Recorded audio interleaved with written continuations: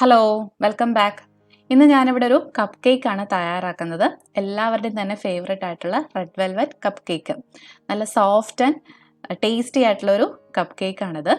അപ്പോൾ ഓവൻ ഉപയോഗിച്ചിട്ടും അല്ലാതെയും ചെയ്യുന്ന രീതികൾ ഞാൻ ഈ വീഡിയോയിൽ കാണിക്കുന്നുണ്ട്.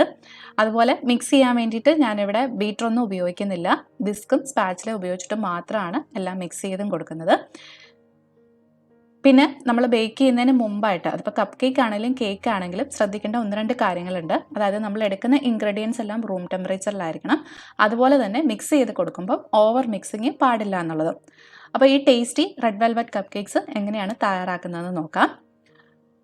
ഈ കപ്പ് കേക്കിന് വേണ്ടിയിട്ട് ഞാനിവിടെ 1 കപ്പ് മൈദയാണ് എടുത്തിരിക്കുന്നത്. ഈ മൈദയിലേക്ക് നമുക്ക് ഒരു നുള്ള് ഉപ്പ് ചേർത്ത് കൊടുക്കാം. എന്നിട്ട് ഒരു വിസ്ക് ഉപയോഗിച്ചിട്ട് ജസ്റ്റ് ഒന്ന് മിക്സ് ചെയ്ത് കൊടുക്കുക. ഇനി ഇതിലേക്ക് ചേർത്ത് കൊടുക്കേണ്ടത് 2 ടേബിൾ സ്പൂൺ കൊക്കോ പൗഡറാണ്. അതും ഇനി ഈ മൈദയിലേക്ക് നന്നായിട്ട് യോജിപ്പിച്ചെടുക്കണം. അപ്പം ആദ്യം വിസ്ക് വെച്ചിട്ട് നന്നായിട്ടൊന്ന് മിക്സ് ചെയ്ത് കൊടുക്കുക. അതിനുശേഷം 1-2 പ്രാവശ്യം അരിച്ചെടുക്കാൻ പറ്റുമെന്നുണ്ടെങ്കിൽ അതായിരിക്കും നല്ലത്. ഇനി വിസ്ക് ഉപയോഗിച്ചിട്ട് തന്നെ നന്നായിട്ട് ഈവനായിട്ട് ഇത് മിക്സ് ചെയ്ത് കൊടുക്കാൻ പറ്റുന്നുണ്ടെങ്കിൽ അങ്ങനെ ചെയ്താലും മതി. പക്ഷെ ഞാനിവിടെ 2 പ്രാവശ്യം ഒന്ന് അരിച്ചെടുക്കുന്നുണ്ട്. അപ്പോഴത്തേക്കും കട്ടയൊന്നും ഇല്ലാതെ ആ കൊക്കോ പൗഡറും മൈദയും കൂടെ നന്നായിട്ട് മിക്സായി കിട്ടിയിട്ടുണ്ടാവും. ഇനി നിങ്ങളുടെ കയ്യിൽ മിക്സ് ചെയ്ത് കൊടുക്കാനായിട്ട് വിസ്ക് ഇല്ല എന്നുണ്ടെങ്കിൽ ഒരു ഫോർക്ക് ഉപയോഗിച്ചാലും മതി കേട്ടോ. ഇനി വേറൊരു ബൗളിലേക്ക് നമുക്ക് 50 ഗ്രാം അൺസോൾട്ടഡ് ബട്ടർ ഇട്ട് കൊടുക്കാം. ഇനി നിങ്ങളുടെ കയ്യിലുള്ളത് ഉപ്പുള്ള ബട്ടർ ആണെങ്കിൽ നമ്മൾ ആദ്യം മൈദയിലേക്ക് ചേർത്ത് കൊടുത്ത് ഉപ്പ് ഒഴിവാക്കാവുന്നതാണ് കേട്ടോ. ഇത് റൂം ടെമ്പറേച്ചറിലായിരിക്കുന്ന ബട്ടറാണ്. ഇനിയൊരു വിസ്കോ അല്ലെന്നുണ്ടെങ്കിൽ സ്പാച്ചിലോ ഉപയോഗിച്ച് ഈ ബട്ടർ ഒന്ന് സോഫ്റ്റ് ആക്കി എടുക്കണം.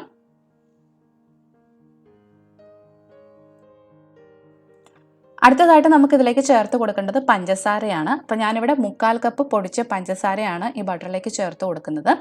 ഇനി ഇത് രണ്ടും കൂടെ നന്നായിട്ട് യോജിപ്പിച്ച് നല്ലൊരു ക്രീമി ആക്കി എടുക്കണം. അപ്പോൾ ആദ്യമൊക്കെ ഇങ്ങനെ കട്ട കട്ട പോലെ കിടക്കുമെങ്കിലും പതുക്കെ പതുക്കെ ആ ബട്ടറും പഞ്ചസാരയും കൂടെ നന്നായിട്ട് യോജിച്ച് കിട്ടിക്കോളും. നല്ല സോഫ്റ്റ് ആയിട്ട് തന്നെ കിട്ടും.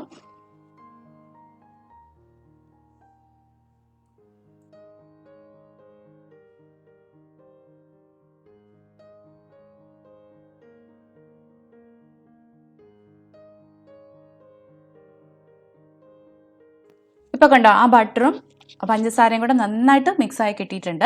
ഇനി നമ്മൾ ഇതിനകത്തേക്ക് ചേർത്ത് കൊടുക്കേണ്ടത് ഒരു മുട്ടയാണ്. മുട്ടയും റൂം ടെമ്പറേച്ചറിലായിരിക്കാൻ വേണ്ടിയിട്ട് ശ്രദ്ധിക്കണം കേട്ടോ. ഇനി ഒരു ഫ്ലേവറിന് വേണ്ടിയിട്ട് നമ്മൾ 1/2 ടീസ്പൂൺ വാനില എസൻസും കൂടി ഇതിനകത്തേക്ക് ചേർത്ത് കൊടുക്കുന്നുണ്ട്. വാനില എസൻസ് ചേർക്കുന്നത് കൊണ്ട് തന്നെ ആ മുട്ടയുടേതായിട്ടുള്ള സ്മെല്ലൊക്കെ അങ്ങ് പോയിക്കോളും.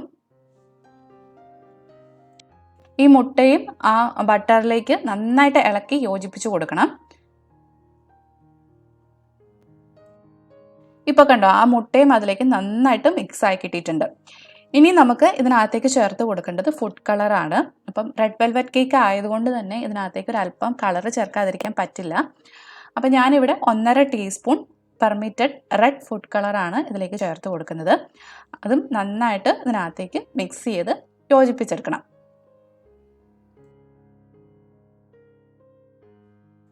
ഇനി 1/2 കപ്പ് നല്ല കട്ട തൈര് എടുക്കണം.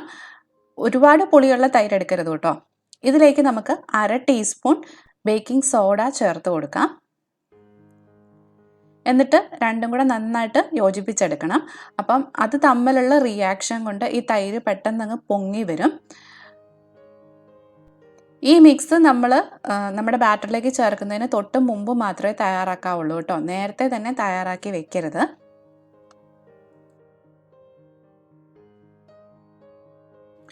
ഇനി നമ്മൾ വീണ്ടും ബട്ടറും പഞ്ചസാരയും മുട്ടയൊക്കെ ചേർത്ത് മിക്സ് ചെയ്ത് വെച്ചിരിക്കുന്ന ആ കൂട്ടുണ്ടല്ലോ, ആ കൂട്ടെടുക്കുക.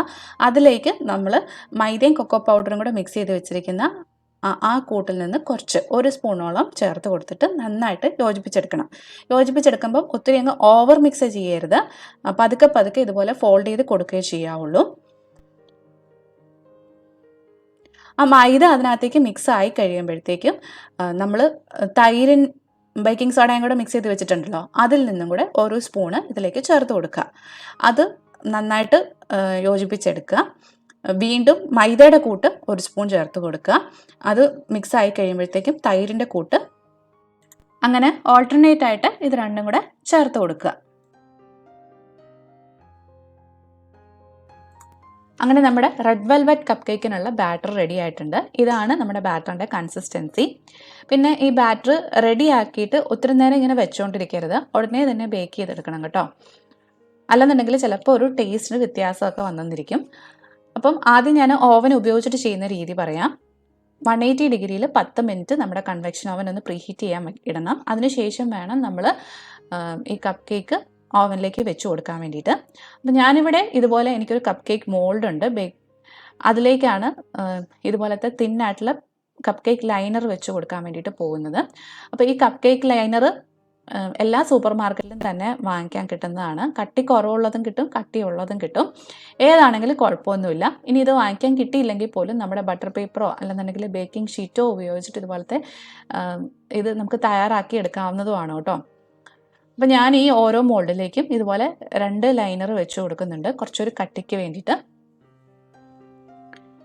ഇനി ഈ ലൈനറിലേക്ക് നമ്മുടെ ബാറ്ററിൽ നിന്ന് കുറച്ച് ഒഴിച്ചു കൊടുക്കാം. അപ്പോൾ ബാറ്റർ ഒഴിച്ചു കൊടുക്കുമ്പോൾ ശ്രദ്ധിക്കേണ്ടത് ഈ ലൈനറിൻ്റെ ഒരു 1/4 ഭാഗം വരെ ബാറ്റർ വരാവുള്ളൂ. കാരണം ഇത് പൊങ്ങി വരുമ്പോഴത്തേക്കും അല്ലെന്നുണ്ടെങ്കിൽ ഈ ലൈനറിൻ്റെ പുറത്തേക്ക് നമ്മുടെ ബാറ്റർ ഒഴുകി പുറത്തേക്ക് വരും.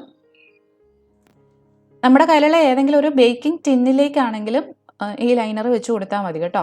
ഇതിന് നമ്മൾ 180 ഡിഗ്രിയിൽ 20 മിനിറ്റാണ് ബേക്ക് ചെയ്തെടുക്കാൻ വേണ്ടിയിട്ട് പോകുന്നത്. ഈ 20 മിനിറ്റ് എന്നുള്ളത് നമ്മുടെ ഓവനെ ഡിപ്പെൻഡ് ചെയ്തിട്ടും അതുപോലെ തന്നെ നമ്മൾ എടുക്കുന്ന കപ്പ് കേക്ക് ലൈനറിൻ്റെ സൈസ് അനുസരിച്ചിട്ടും ഒക്കെ ചെറിയ ചെറിയ വ്യത്യാസങ്ങൾ അങ്ങോട്ടും ഇങ്ങോട്ടും വരാം കേട്ടോ. ഇനി ഓവൻ ഇല്ലാതെ ബേക്ക് ചെയ്യുന്ന രീതി ഇതിനു മുമ്പ് ഞാൻ പല വീഡിയോസിലായിട്ട് കാണിച്ചിട്ടുള്ളതാണ്. ഇതുപോലെ വലിയൊരു പാത്രം എടുക്കുക, നമ്മുടെ പഴയ ഏതെങ്കിലും ഒരു നോൺ സ്റ്റിക്കോ അലുമിനിയോ പാത്രം എടുത്താൽ മതി. അതിലേക്ക് നമുക്ക് ഒരു തിരിക വെച്ച് കൊടുക്കാം. തിരിക തന്നെ വേണമെന്നൊന്നുമില്ല, ഏതെങ്കിലും ഒരു പാത്രം ഒന്ന് കമത്തി വെച്ച് കൊടുത്താലും മതി. ഇനി ഇത് മൂടി വെച്ച് ഒരു 10 മിനിറ്റ് മീഡിയം ഫ്ലെയിമിൽ ഒന്ന് ചൂടാക്കി എടുക്കണം. നമ്മൾ ഓവൻ പ്രീഹീറ്റ് ചെയ്യുന്നത് പോലെ തന്നെ ഇതും ഈ പാത്രം ഒന്ന് ചൂടാക്കി എടുക്കണം. ഇനി അതിലേക്ക് വെച്ച് കൊടുക്കാൻ വേണ്ടിയിട്ട് ഒരു പാത്രം എടുക്കുക. അപ്പം ഞാൻ എൻ്റെ കയ്യിൽ ബേക്കിംഗ് ടിൻ ഉള്ളതുകൊണ്ട് അത് തന്നെയാണ് എടുത്തിരിക്കുന്നത്. ബേക്കിംഗ് ടിൻ ഉണ്ടെങ്കിൽ അതെടുക്കാം, അല്ലാന്നുണ്ടെങ്കിൽ അലുമിനിയം പാത്രമൊക്കെ ഉണ്ടെന്നുണ്ടെങ്കിൽ അതെടുത്താലും മതി കേട്ടോ. അതിലേക്ക് നമുക്ക് ഈ കപ്പ് കേക്ക് ലൈനർ തന്നെ വെച്ച് കൊടുക്കാം. ഇനി ഈ ലൈനറിലേക്ക് നമ്മുടെ ബാറ്റർ നമ്മൾ മുമ്പേ ഒഴിച്ചതുപോലെ തന്നെ ഒഴിച്ചു കൊടുക്കണം, ഒരു 1/4 നിറയുന്നത് പോലെ.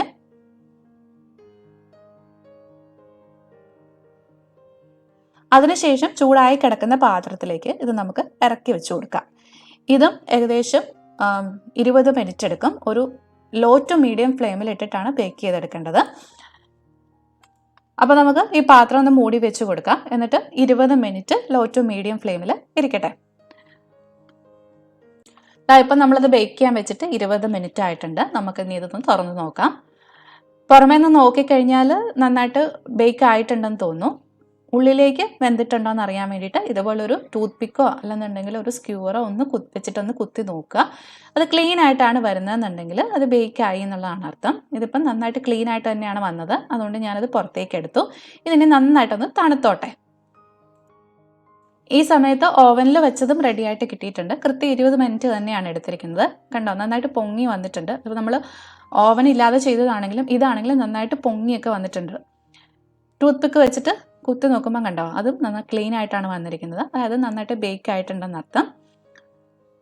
അപ്പോൾ തണുത്തതിന് ശേഷം ഞാനതൊന്ന് മുറിച്ച് കാണിക്കാം. ഇപ്പം നമ്മുടെ കപ്പ് കേക്ക് എല്ലാം തന്നെ നന്നായിട്ട് തണുത്തിട്ടുണ്ട്. ഇനി നമുക്കൊന്ന് മുറിച്ച് നോക്കാം. കണ്ടോ, നല്ല സോഫ്റ്റ് ആയിട്ടാണ് ഇരിക്കുന്നത്. മുറിച്ച് കഴിയുമ്പോഴും കണ്ടോ, നല്ല എയറി ആയിട്ടുള്ളൊരു ടെക്സ്ചറാണ്, നല്ല സോഫ്റ്റ് ആയിട്ട്.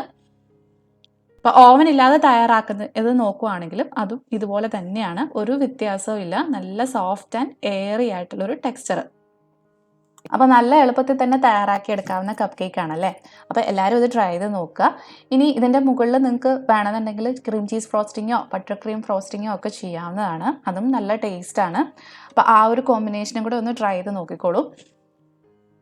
അപ്പോൾ ഈ റെസിപ്പി നിങ്ങൾക്ക് ഇഷ്ടമായിട്ടുണ്ടെങ്കിൽ ലൈക്ക് ചെയ്യാനും കമൻറ്റ് ചെയ്യാനും ഷെയർ ചെയ്യാനും മറന്നു പോകരുത്. ഒപ്പം സബ്സ്ക്രൈബ് ചെയ്യാത്തവരാണെന്നുണ്ടെങ്കിൽ സബ്സ്ക്രൈബ് ചെയ്യാനും മറന്നു പോകരുത്. സബ്സ്ക്രൈബ് ചെയ്യുമ്പം അടുത്തുള്ള ആ ബെൽ ഐക്കണും കൂടെ ക്ലിക്ക് ചെയ്തേക്കണം. അതിനോടൊപ്പം ഓൾ എന്നുള്ള നോട്ടിഫിക്കേഷനും കൂടെ ഒന്ന് എനേബിൾ ചെയ്തേക്കണം. എന്നാലേ ഉള്ളൂ ഞാൻ പുതിയ റെസിപ്പീസ് അപ്ലോഡ് ചെയ്യുമ്പം അതിൻ്റെ എല്ലാ നോട്ടിഫിക്കേഷൻസും നിങ്ങൾക്ക് കിട്ടുകയുള്ളൂ. വീണ്ടും ഇതുപോലെയുള്ള നല്ല റെസിപ്പികളുമായിട്ട് വരാം. അതുവരെ ബൈ ബൈ. Thank you.